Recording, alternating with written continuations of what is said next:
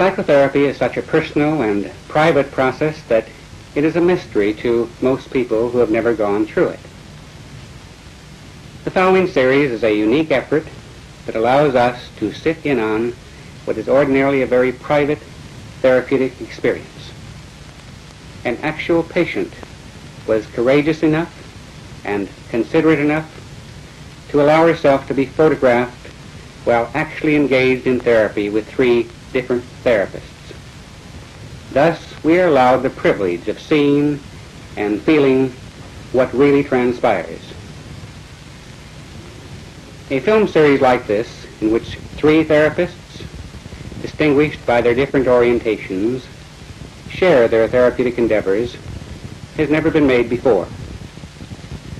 We therefore wish to express our gratitude to Gloria, the patient, and to her therapists for allowing us to share in their therapeutic adventure. This series will be divided into 3 separate films. In the first film, we see Dr. Carl Rogers, founder of client-centered therapy, interviewing Gloria. In film number 2, Dr. Frederick Pearls, founder of Gestalt therapy, is working with her. And in film number 3, Dr. Albert Ellis, founder of Rational Emotive Therapy, is our therapist.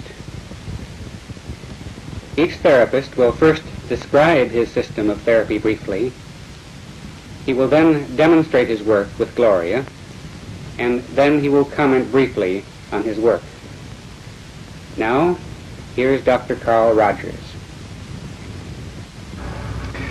From my own years of therapeutic experience, I've come to feel that if I can create the proper climate, the proper relationship, the proper conditions, a process of therapeutic movement will almost inevitably occur in my client.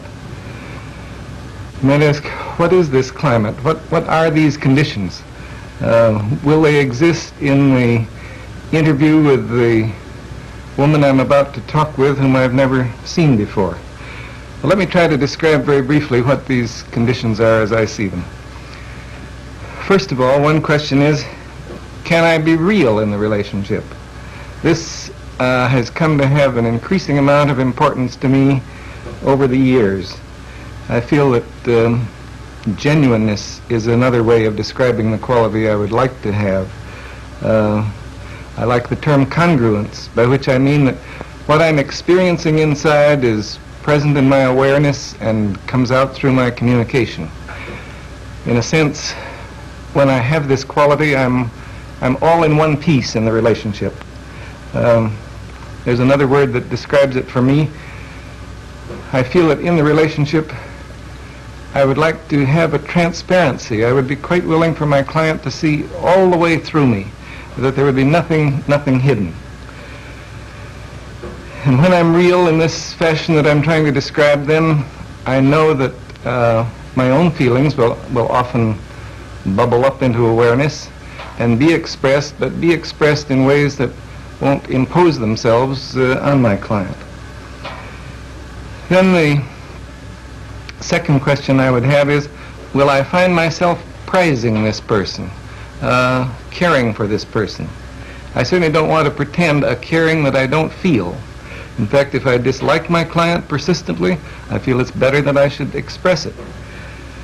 But I know that the process of therapy is much more likely to occur and constructive change is much more likely if I feel a real spontaneous prizing of this individual with whom I'm working. A prizing of this person as a separate individual.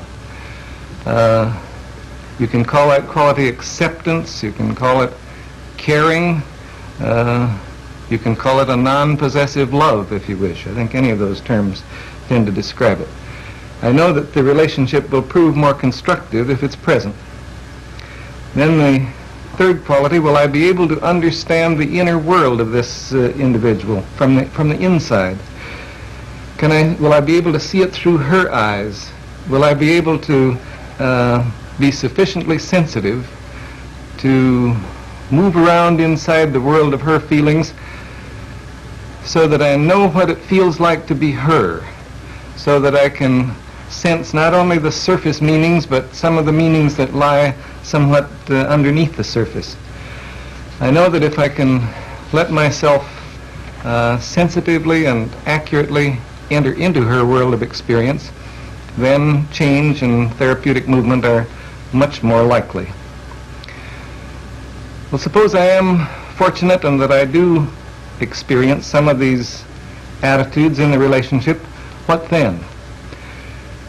Well, then a variety of things are likely to happen, both from my clinical experience and from our research investigations. We find that if attitudes of the sort that I've described are present, then quite a number of things will happen. She'll explore some of her feelings and attitudes more deeply. She's likely to discover some hidden aspects of herself that she wasn't aware of previously.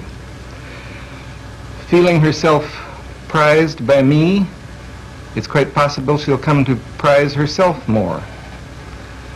Feeling that some of her meanings are understood by me, then she can more readily perhaps listen to herself, listen to what's going on within her own experience, listen to some of the meanings she hasn't been able to catch before.